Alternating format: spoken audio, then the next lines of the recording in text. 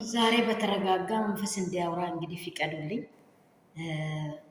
ትላንትና አብርሃም ያወራው ነገር አለ።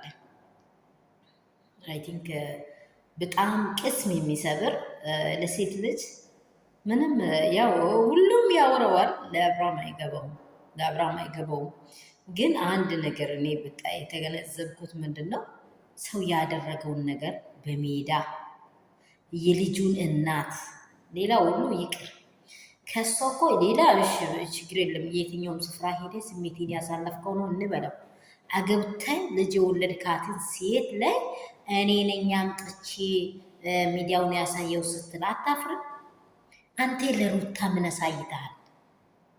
እስቲ ሩታ አይደለችም እንደ አንተን እጅን ይዘን እንደዚህ በትክክለኛ መንገድ የመረች ትክክለኛ የሆነ ህይወት እንድትኖር ትክክለኛ ሶሮ ትክክለኛ አስተጣጠቅ እንድትታጠቅ እንድትመራ ያደረገች እሱ አይደለችም? ለምን ይካዳል? አንድ ኃያል ሴት፣ አንድ ጠንካራ ሴት ለቤቷ ምንድን ናት ይላል? አጥር ናት። ምሳሌያዊ ሴት ናት እኮ ሩታ።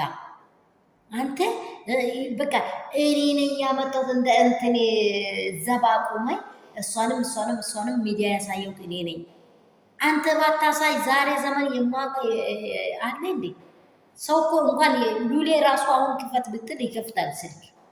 ሉሌ ማለት ነው። ሉሌ እንኳን ሌላ ሰው ተውና ማለት ነው። አብራ ያሳለፍካት ትዳር ያስካትን ሴት እንድች ያህል ልክ አንተ ስትናናቅ አይደብርህ?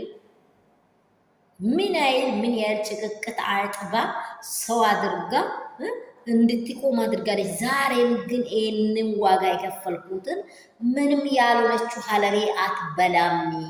ትዳሬን ለክፉ ነገር አልሰጠም። ምንም ቢሆን ባሌን ይወደዋለው ለልጄ ስላለች ነው የምትዋረደው። ሰላም የኔ ቤተሰቦች እንደምን አላችሁ? ሁሉ ሰላም፣ ሁሉ መልካም ነው። እኔ ከሁሉ ሰላም ነው። እግዚአብሔር ይባረክ። ያላችሁበት ስፍራ ሰላምና ጸጋ ብዝት በሌላችሁ እግዚአብሔር ይጠብቃችሁ። በዓለም ዙሪያ ያላችሁ ውድና እንቁ የሆናችሁ አባቴ ብሩካን የሩትዬ ፋሚሊ የትኞቹን ብትሆኑ እግዚአብሔር በሰላም ይጠብቃችሁ። እግዚአብሔር ደግሞ የምትመኙትን የምታስቡትን ነገር ሁሉ አሟልቷችሁ ለክብር ያብቃችሁ። ክብር የሌለ ቦታ እንዳንወድቅ ሴት ልጆችንም ወንድ ልጆችንም አይምሯችንን እግዚአብሔር ይጠብቅ ማለት ነው። በዚህ ልክ ውርደት አያስፈልግም ብዬ ነው የሚያወራው። እኔ ነኝ ያመጣሁት እኔ ነኝ ያሳየኋችሁ ስትል አይሰቅቅም ትንሽ? ይህ እኮ ኦዲየንስ እኮ ለአንተም እኮ ግማሹ እኮ ነው፣ ዋናው እኮ ነው ኦዲየንስ።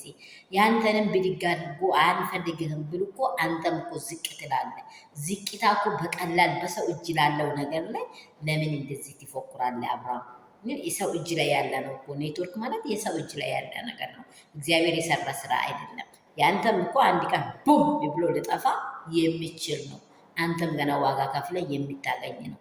ታው ኢላፊ ነገር አትናገር።